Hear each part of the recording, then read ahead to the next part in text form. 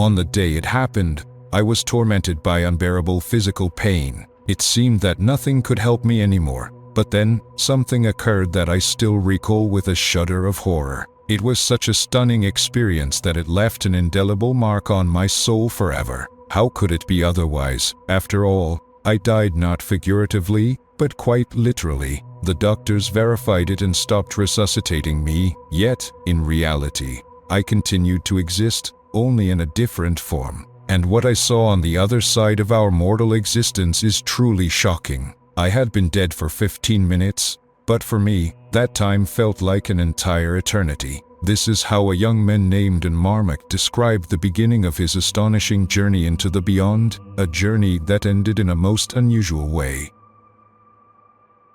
Shortly before these events, in 1980, he moved to Mauritius. He was attracted by the fact that this island was considered the best place for surfing, a sport he loved deeply. At that time, he was only 24 years old and it seemed he had his whole life ahead of him. But things took a sharp and completely unexpected turn. Leading a carefree life on a tropical island, McCormack never thought much about anything in particular. One day, prompted by his friend's persuasion, he headed out on a night fishing trip to a picturesque reef. There, they planned to dive for lobsters. Initially, everything went well and was even fun. The young men gathered a pretty good catch, but just as he was about to return home, the beam of his flashlight revealed in the darkness of the night some mysterious silhouette resembling a squid. Curious about what kind of creature it might be, he decided to grab it. He wore special diving gloves, so when he tried to seize what he believed to be a squid, it slipped through his fingers. Only then did McCormack realize that it was actually a jellyfish. He had never seen such a one before. Its head resembled a bell, and long, transparent tentacles trailed behind it. For a while, the young man got distracted, completely losing sight of the underwater creature. Suddenly, he felt something burn his hand. Since the pain wasn't too severe, he kept diving for lobsters. While doing this, he was stung several more times by similar jellyfish. An uneasy feeling seized him, and he understood that it was time to end the night dive.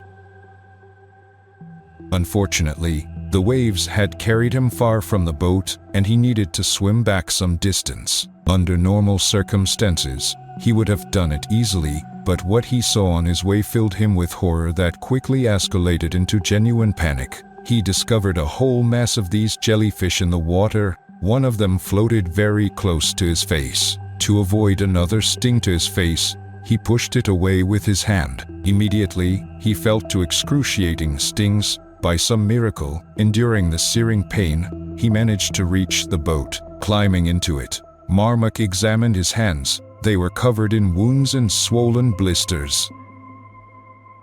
At that moment, his friend swam up to the boat. Seeing what had happened to his companion, the friend turned pale and asked in a terrified tone who had stung him. Upon hearing the answer, he paled even more and anxiously inquired how many times McCormack had been stung. When he heard the number, he gasped, "My God, we need to get to the hospital immediately. These jellyfish are incredibly poisonous. Even one sting could be fatal, and you were stung several times. It's a miracle you're still alive." But the friend did not need to say more. McCormack already felt that something was seriously wrong. He became very ill and even felt himself starting to lose consciousness. When they reached the shore, his friend left McCormack in the boat and ran off to the road to flag down a car and call for help. At that moment, the young man realized with undeniable clarity that he was dying. Suddenly, he heard a voice telling him, "If you close your eyes now, you will never wake up again." He looked around, expecting to see someone nearby, but there was no one there. Perhaps it was his guardian angel, or maybe his own consciousness speaking to him. Finally, his friend returned with helpers, and they carried McCormack into a car. While they raced along the dark road towards the hospital, his soul began to separate from his body. A frightening vision arose before him. He saw a fair-haired boy rapidly growing older right before his eyes, as if watching a strange film. The young man realized that he was looking at himself, that his entire life was flashing before his eyes. He became truly scared, afraid that once he reached the last episode of his life, all would be over. McCormack knew that such a review of one's life often precedes the transition from our mortal existence to the other side. At least, that's what those who have experienced clinical death often say.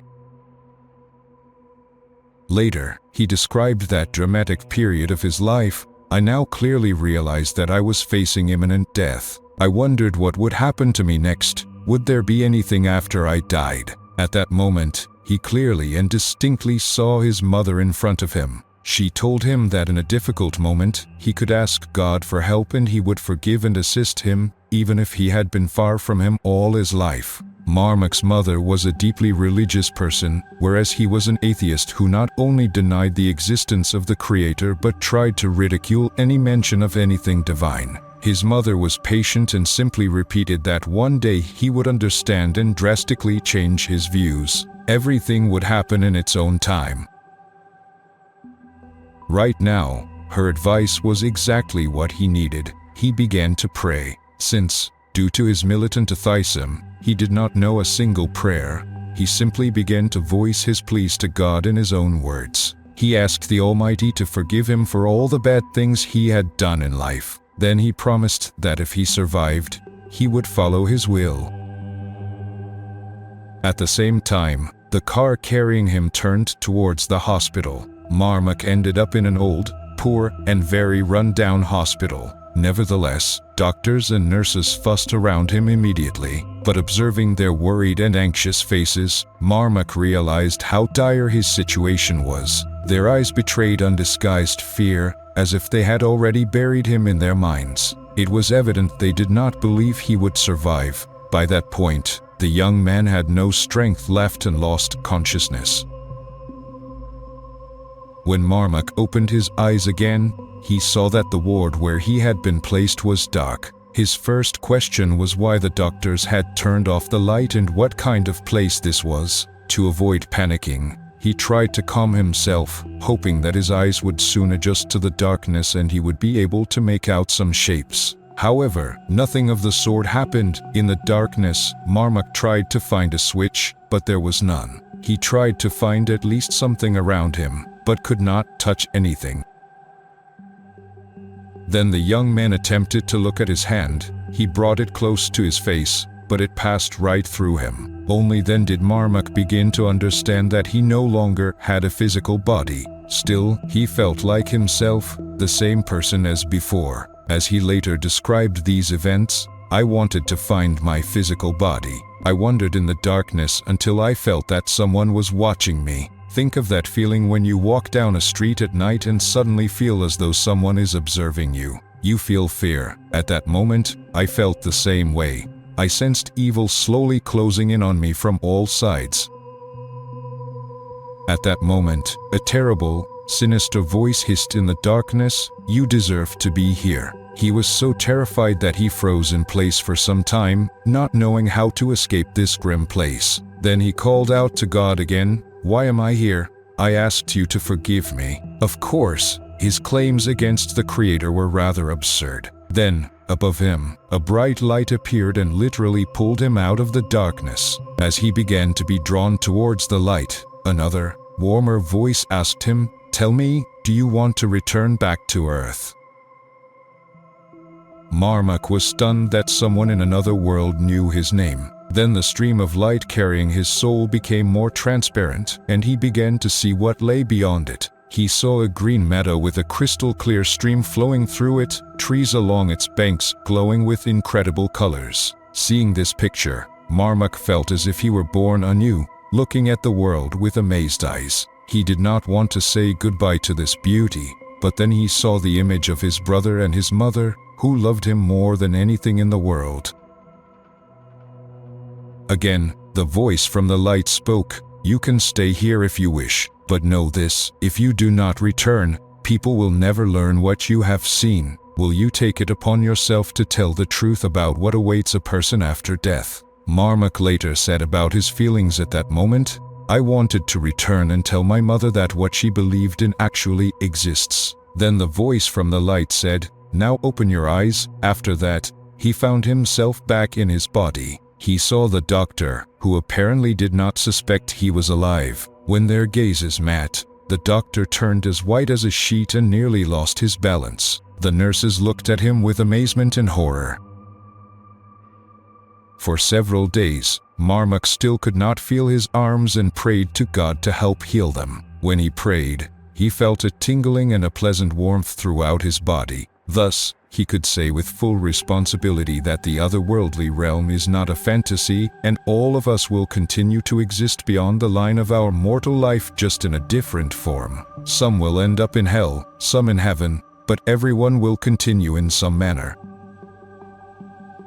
An equally dramatic story happened to a professor named Howard Storm, who also, by fate's decree, ended up in a place where no living person is allowed. This is what he himself said about it: "I used to think all the answers lay in science. I was a professor at a university and headed a department. I believed that man was the judge and measure of all things. I did not believe in God and considered those who did to be madmen. If I had any God at all, it was myself. I decided what was good and what was bad, where the truth lay and where it didn't. I believed only in myself and was quite a cold-blooded individual." Everything changed when, at the age of 38, Howard Storm experienced clinical death. According to him, he found himself in a place that could be called the threshold of hell, and what he saw there leaves no one indifferent. All these shocking events began when he, along with his wife and a small group of students, traveled through Europe. That day, they stopped in Paris. It was a Saturday. After a walk around the city, Howard Storm returned to the hotel and felt a severe pain in his stomach. He fell to the floor, writhing in unbearable agony, feeling as if a fire raged inside him. As he himself recounted, "When I suddenly became very ill, so much so that we had to call an ambulance, they took me to the hospital. There, I was told that a hole had formed in my stomach and I needed emergency surgery. However, there was no free surgeon available at that hospital. I had to lie there waiting for the operation without any care. When a nurse entered his room again to check on him and inform him that they still had not found a doctor, Storm felt his strength leave him. He told his wife that he was dying." Howard Storm did not believe in God, and therefore did not believe that the human soul continues to exist after death. The professor understood that his life was over forever. Pride and self-pity choked him. He did not want to die forgotten on a mental hospital bed, but he could no longer endure the pain. With thoughts of his absurd death, Howard Storm lost consciousness. He later described the subsequent events. "I came to again and was surprised that just a couple of minutes ago I was dying, and suddenly I could get up from the bed, feeling quite well. Nothing hurt. The only thing that bothered me was that there was someone in my bed who looked like me, but it wasn't me, since I was standing next to it. A person cannot be in two places at once. It frightened me, so I decided not to look at the bed where that individual lay." Stepping away from the bed, Howard Storm saw the ward door slightly open. The hospital corridor was dark. In the darkness, he saw several strange figures calling his name. Storm asked them, "Have you come to take me for surgery?" In response, he heard, "We know what you need. We know everything about you. Follow us." Storm left the ward and hurried along the hospital corridor after these figures, whom he believed had come to lead him to the surgeon. They walked for a long time until even the faintest sources of light disappeared. He found himself in complete darkness. Only now did Howard Storm begin to suspect what a mistake he had made in leaving his ward. He decided to ask his guides when they would finally reach the operating room. Someone in the darkness replied that there was no time for questions, every minute was crucial. Storm continued to follow them, but as his anxiety grew, he kept asking questions. Each time, their answers grew sharper. Finally, he decided not to go any further until he got the explanations he needed. He described that shocking experience. "I told these strange, honestly quite frightening beings that I wouldn't move until they answered me. Someone hissed from the darkness that we were almost there, but I no longer believed them. I stopped, then I felt someone start pulling and pushing me. In the darkness, I tried to push them away, but they attacked me with even greater force. It felt as if they were tearing me apart, all while hysterical and horrifying laughter sounded from all sides. But what was astonishing is that among this sinister laughter, I somehow distinguished a voice advising me to pray. He did not know if this was the advice of his guardian angel, who had not abandoned him even at the threshold of hell, or perhaps his own subconscious. But in any case, Howard Storm clung to these words as his last hope. He began to recall the prayers he had learned in childhood. They came out clumsily, but even such awkward prayers forced the attackers to retreat. Storm prayed until their voices died down and he was left alone. Soon, Howard Storm saw beams of light surrounding him. In these rays, scenes from his life began to unfold. In one scene, he saw himself speaking rudely to his mother, in another, fighting with his father. There were thousands of such unpleasant scenes. During this review, Howard Storm did not see a single moment where he was praised for an achievement or given an award, though such things had happened in his life. Here they did not matter. From the episodes shown, he realized that what was being judged here was only his attitude towards other people.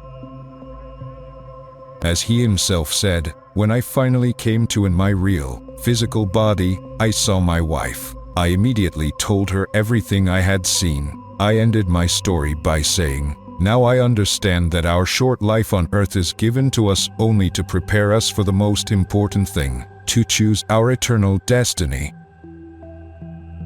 These dramatic stories, retold through the eyes of those who claim to have touched the brink of life and death, challenge our common understanding of reality. They invite us to reconsider what truly matters and how our earthly actions echo into eternity. If these extraordinary accounts have stirred your curiosity, we invite you to join our community. Subscribe to our channel, give this video a like, and stay with us on this journey as we continue exploring mysteries beyond the ordinary. Together, we will uncover new perspectives, learn from profound experiences, and delve into the depths of human consciousness. Your support helps us bring more stories to light, so let's keep discovering the unknown, side by side.